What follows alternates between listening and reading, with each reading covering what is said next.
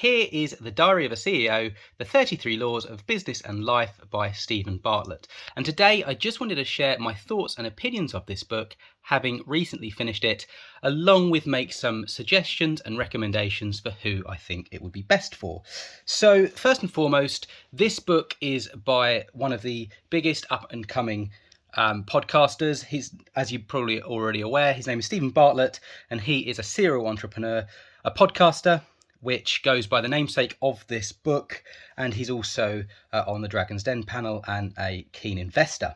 So this book, without giving away any spoilers, is all about the principles of success, whether that be in business, personal growth, or relationships. So hence the business and life, which we can see on the front cover. Now, this book is really, really well organised, and it's split into 4 key parts. So part 1 is all about understanding yourself. Part 2 is all about communicating your story. Part 3 is about productivity and working with others. And part 4 is all about culture and leadership.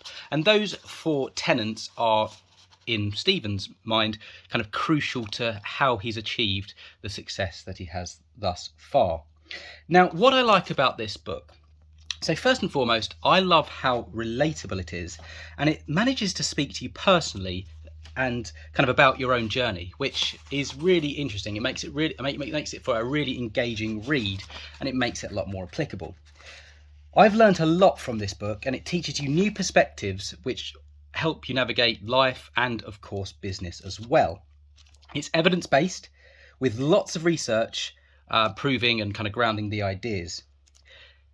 Perhaps where this stands out is that it's very actionable, and it gives you a framework to work from with, they're called laws from Stephen's kind of terminology, that you can, as I've kind of mentioned thus far, apply in your own life. It's very, very inspiring, particularly the parts from interviews that Stephen has had, and it also helps to bring the kind of concepts to life as well.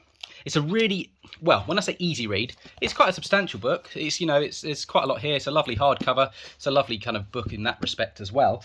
But it's also easy to read, even though it is, as you can see, relatively dense in that respect. It's easy to understand, and it's broken down into kind of really clever subsections, and you'll see there's lots of diagrams as well, which makes it really, really engaging. There are reflection questions which help you also put the content into practice. And, you know, I've read this from the kind of first page to the last. I couldn't put it down in that respect. But you could read it again for kind of motivation and perhaps new insights. I'm sure the more you read this, the more you can get out of it.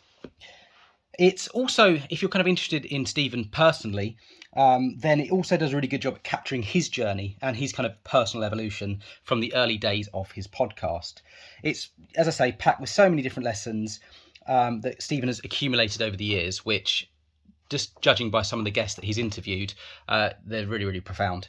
I personally listen to this podcast all the time, so it's really, really good to kind of read and basically learn extra stuff that you kind of don't kind of get from the podcast. You kind of get more of an insight into kind of Stephen, the man behind the podcast as well.